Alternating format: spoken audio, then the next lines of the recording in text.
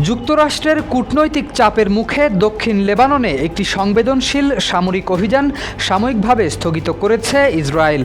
আন্তর্জাতিক বিভিন্ন গণমাধ্যম জানিয়েছে, আগামী সপ্তাহে ইতালির রাজধানী রোমে লেবানন ও ইসরায়েলের মধ্যে নতুন দফার আলোচনাকে সামনে রেখেই এই সিদ্ধান্ত নেওয়া হয়েছে।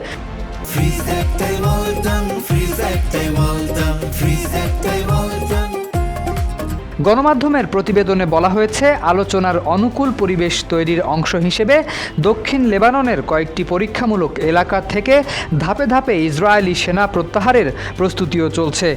যদিও ঠিক কোন ধরনের সামরিক অভিযান স্থগিত করা হয়েছে কিংবা কোন কোন এলাকা থেকে সেনা সরানো হবে সে বিষয়ে এখনও বিস্তারিত তথ্য প্রকাশ করা হয়নি। বিশ্লেষকদের মতে, সীমান্তে উত্তেজনা কমানো এবং কূটনৈতিক আলোচনাকে এগিয়ে নিতে এই পদক্ষেপ গুরুত্বপূর্ণ ভূমিকা রাখতে পারে। এদিকে রোমে অনুষ্ঠিতব্য বৈঠককে ঘিরে আন্তর্জাতিক মহলও পরিস্থিতির ওপর নিবিড় নজর রাখছে।